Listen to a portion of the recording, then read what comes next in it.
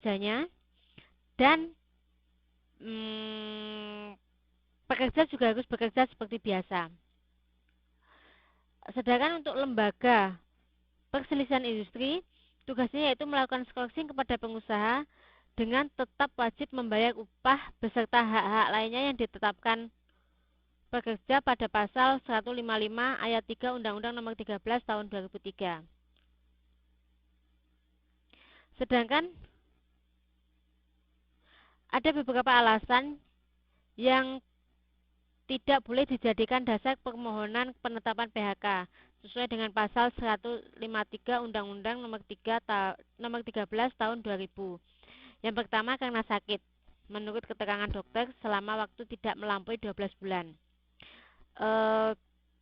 Sedangkan selain untuk sakit ya, selain tidak boleh dilakukan PHK, perusahaan juga wajib tetap membayar pajak, membayar apa itu namanya, membayar gaji ke pekerja. Untuk hitung-hitungan gaji itu kayaknya kita pernah bahas ya, untuk tahun pertama 1 sampai 3 bulan masih full, kemudian ada potongan-potongan sampai pada 12 bulan dilakukan PHK. Memenuhi kewajiban terhadap negara sesuai dengan ketentuan peraturan perundang-undangan, seperti kalau dia melakukan mungkin ada tugas seperti bencana atau apa, ada panggilan negara untuk melakukan pembelaan ke tanah air, itu juga tidak boleh dilakukan PHK.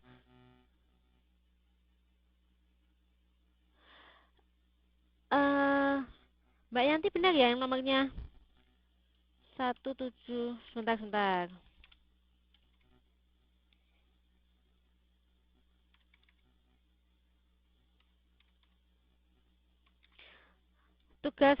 Mbak Yanti, tugas pertamanya kemarin belum masuk ke email saya.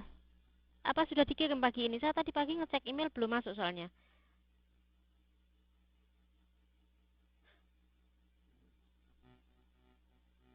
Oh.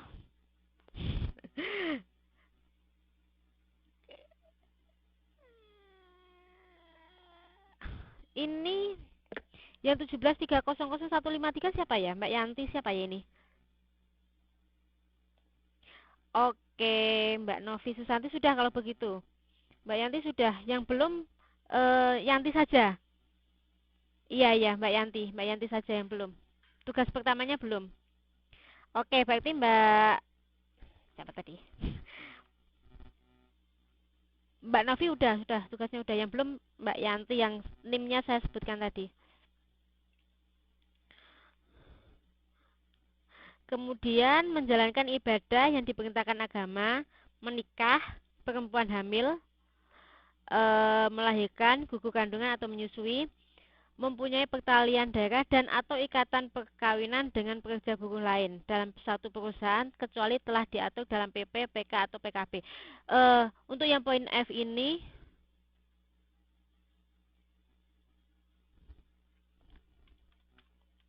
yang di poin F ini kan biasanya memang ada beberapa perusahaan itu memang mereka itu tidak membolehkan dalam satu perusahaan itu diadakan ada hubungan pertalian darah seperti adik kakak atau suami istri gitu. Memang ada beberapa perusahaan memang yang tidak memperbolehkan, tapi selama itu tidak diatur berarti perusahaan itu boleh merekrut karyawan yang suami istri atau kakak adik dan yang lain sebagainya.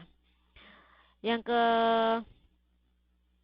7, menjadi anggota pengurus serikat pekerja atau buruh. Yang ke-8, mengadukan pengusaha kepada yang berwajib mengenai perbuatan pengusaha yang melakukan tindakan pidana kejahatan. Kemudian perbedaan paham, agama, aliran politik, suku, warna kulit, golongan, jenis kelamin, kondisi fisik dan status perkawinan. Yang terakhir, dalam keadaan cacat tetap, sakit akibat kecelakaan kerja atau sakit yang jangka waktu kesembuhannya belum diketahui menurut surat dokter.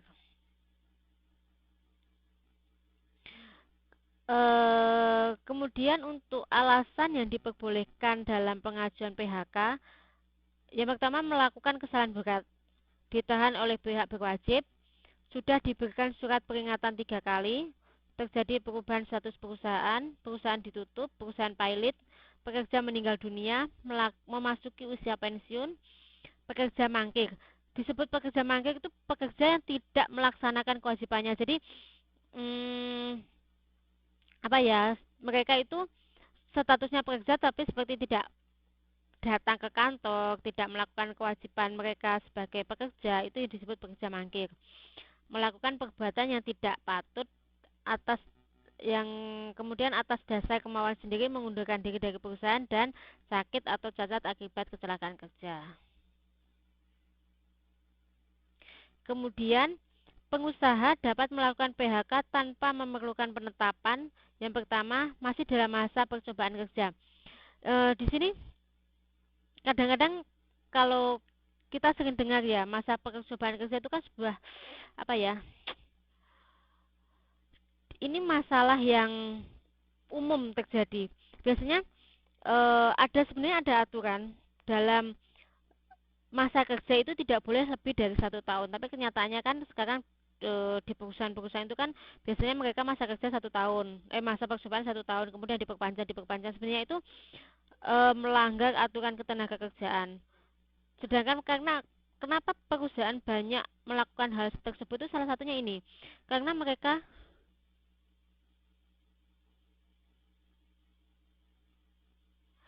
oke Mbak, nggak apa-apa Mbak, prihatin ya, nggak apa-apa nanti ya. Oke,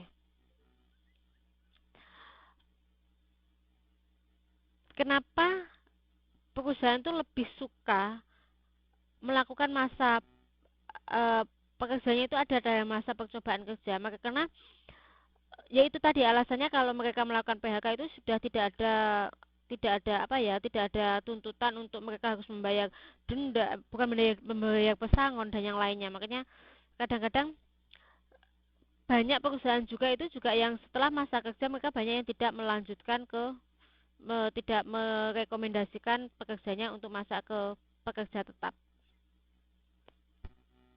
Yang kedua, pekerja mengajukan permohonan pengunduran diri secara tertulis atas kemauan sendiri.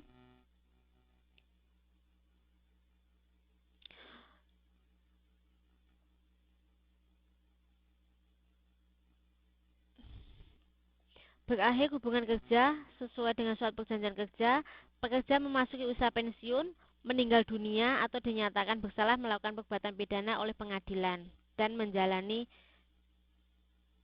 pidana penjara. Kemudian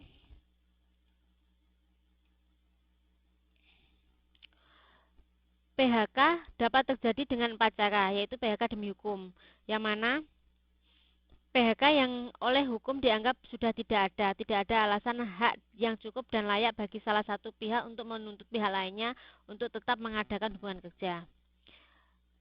Di antaranya menyangkut perjanjian kerja jangka waktu tertentu, yaitu adanya batas waktu dan tercapainya pekerjaan tertentu yang diperjanjikan. Jika dilakukan PHK sebelum habis masa perjanjian, membayar upah pekerja sampai batas waktu berakhirnya jangka waktu perjanjian kerja. Yang kedua, pekerja atau buruh meninggal dunia. Pekerja atau buruh memasuki usia pensiun. Yang kedua, PHK atas putusan pengadilan. Yang ketiga, PHK atas kehendak pekerja atau buruh. Yang untuk PHK atas kehendak pekerja buruh itu ada beberapa langkah yang harus dilakukan, yaitu pekerja mengajukan permohonan pengunduran diri karena alasan pribadi. Kemudian pekerja dinyatakan mengundurkan diri atau mangkir selama 5 hari berturut-turut, tidak mampu lagi bekerja selama 12 bulan, melampaui 12 bulan, pekerja atau buruh dapat juga mengajukan permohonan PHK kepada lembaga PPHI dengan ketentuan.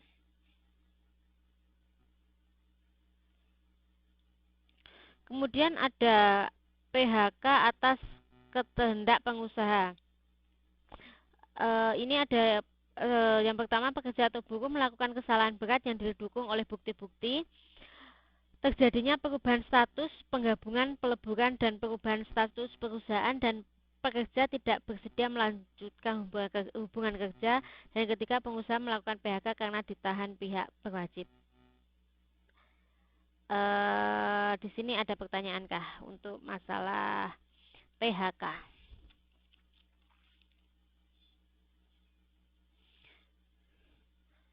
Untuk prosedur-prosedur PHK di sini ada yang perlu ditanyakan kah?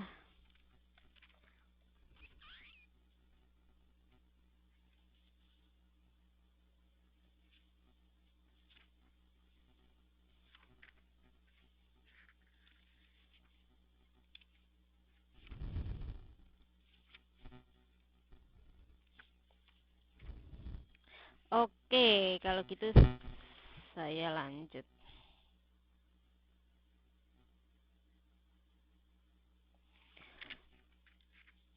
Yang kedua, ini masalah uang pesangon, uang penghargaan, dan uang pengganti hak. Di sini ada beberapa tabel ya teman-teman ya, mbak-mbak ya. Di sini kan saya nggak mencantumkan tabel-tabelnya, tapi silahkan dibaca. Kalau seandainya ada yang perlu ditanyakan, nanti kita diskusikan. Saya akan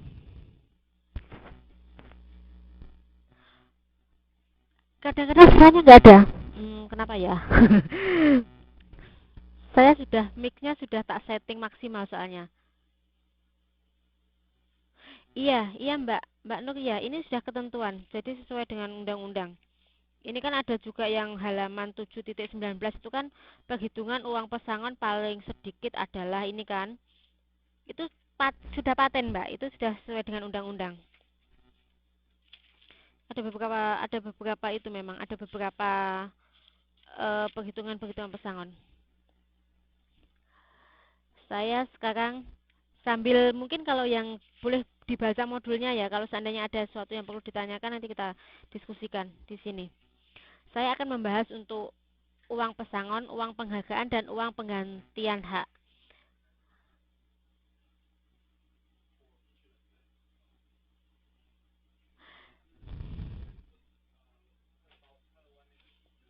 Ini kalau dari perhitungan uang pesangon Mbak ya, Mbak Ana ya. Di sini kan kalau kita bekerja kurang, misalnya di poin 1, kalau kita bekerja kurang dari 1 tahun, kita dapat 1 bulan gaji pesangonnya.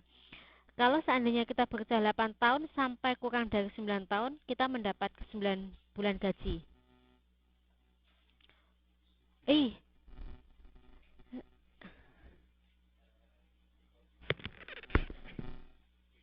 Oke, oke. Oke. Sorry. Hmm. Iya, yang dihitung per tahunnya. Jadi kalau seandainya gini, kalau kita bekerja 9 tahun gitu ya, seandainya kita bekerja 9 tahun saat kita di PHK, kita harus mendapatkan uang pesangon 9 bulan. Sudah jelas ini?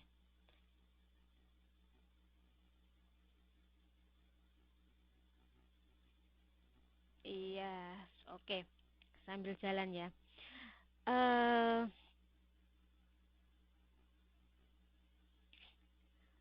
hak pekerja tadi kan ada uang pesangon.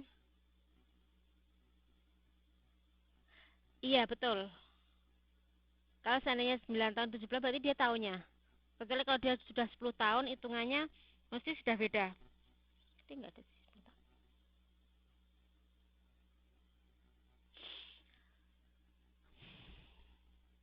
Kemudian ada uang penghargaan masa kerja, uang pengganti hak jika tidak melakukan pelanggaran berat.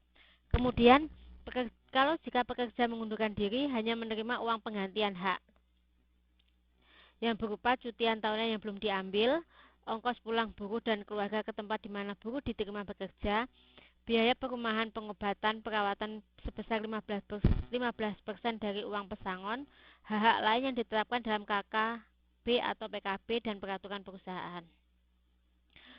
Kemudian untuk komponen upah dan perhitungan uang pesangon.